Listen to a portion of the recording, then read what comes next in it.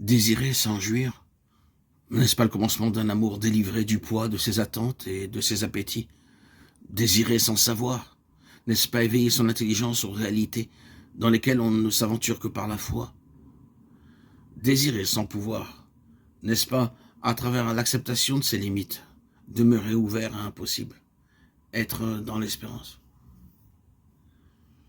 Une approche psychanalytique de notre question ferait remarquer que l'homme, être de désir, ne peut s'éveiller que dans le deuil de ses jouissances, dans le deuil de ses savoirs, dans le deuil de ses pouvoirs. Si la foi, l'espérance et l'amour sont sans doute des vertus théologales telles que la foi, l'espérance et la charité, ce sont surtout des vertus d'homme adulte qui a renoncé à la toute-puissance, à l'omniscience, comme à la toute-jouissance. L'espérance est la vertu humaine par excellence, celle qui s'enracine dans le manque accepté de notre condition d'homo viator, d'homme en devenir. L'homme n'est pas un être, mais un peut-être. C'est ce peu qui fonde son espérance, mais aussi sa liberté. L'homme est un être à qui l'être manque.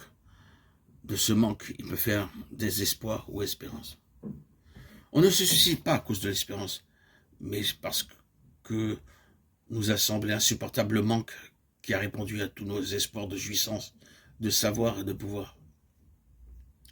Ce manque, qui est notre condition mortelle, est aussi le lieu où peut s'éveiller l'inaliénable désir, encore un autre nom pour l'espérance. L'ouverture à un être non mortel, à autre que soi et que le monde. L'ouverture du moi à un au-delà du moi, pour parler le langage de la psychologie transpersonnelle. L'espérance dépend donc d'une certaine qualité d'ouverture du cœur et de l'intelligence. Demeurer dans l'ouvert, là où nous pourrions nous renfermer sur nous-mêmes, ou nous arrêter dans ce que nous appelons notre grande douleur ou notre folle jouissance, notre incurable ignorance ou notre merveilleux savoir, notre terrible impuissance ou notre terrifiant pouvoir. Je l'appelle imbécile et celui-ci ne peut être très savant que celui dont l'intelligence est arrêtée par ce qu'il sait, celui dont le désir est arrêté par ce dont il jouit, celui dont le regard est arrêté par ce qu'il voit. Ce regard trop plein qui manque de manque, incapable désormais d'espace pour voir. L'espérance, c'est ce qui garde l'homme dans l'ouvert, le désir non arrêté par ses jouissances, ses savoirs, ses pouvoirs. Cela ne va pas sans difficulté, mais cela va sans tristesse. Il se pourrait que la vérité fût triste, dit Renan. Il se pourrait également le contraire. La vérité est triste ou gaie selon le sujet qui l'appréhende. Elle n'a pas à nous réjouir ou nous attrister. Elle a à être ce qu'elle est. Et la pensée devrait l'aborder sans émotion. Il se pourrait que la vérité fût triste. Elle est triste pour celui qui est sans espérance. Être ou ne pas être, là n'est pas la question. Puisque de toute façon nous sommes ne serait-ce que pour nous poser la question. Mais espérer ou ne pas espérer, là est la question. Là aussi est notre liberté. Nous attrister de ce qui est ou nous en réjouir. Être triste ou ne pas être triste, là est la question. Qui n'est pas question d'humeur, mais de volonté. Je t'aime, je ne t'aime pas, je suis heureux, je suis malheureux. Là, je n'y suis pour rien. En revanche, je veux t'aimer, je veux être heureux. Là, j'y suis pour quelque chose.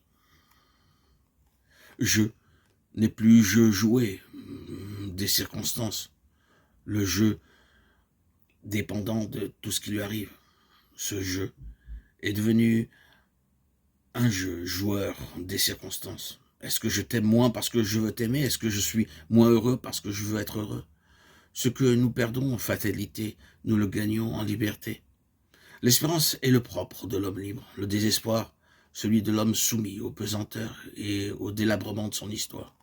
L'homme esclave d'un univers qu'il réduit à son fatum. On a trop fait d'éloges et l'apologie de cet homme-là, au point qu'aujourd'hui, il en perd ses immunités. Depuis longtemps déjà, il n'a plus ni foi, ni espérance, ni imagination à opposer à la mort. Avant d'enterrer l'homme dans son corps comme seul existant, les fossoyeurs de l'espérance l'ont déjà tué dans son désir et sa volonté de vivre. Si seulement désespérer était mieux, consentir à la mort, nous en tirerions quelques sagesse. Mais on ne nous propose que des prétentieux sophismes. Les vrais désespérés le savent. Désespérer, ce n'est pas plus vouloir mourir que vouloir vivre. Désespérer, c'est ne plus vouloir. L'espérance est bien un acte de volonté, une vertu, c'est-à-dire une force. La force qui parfois nous manque et que toute prière célèbre ou appelle.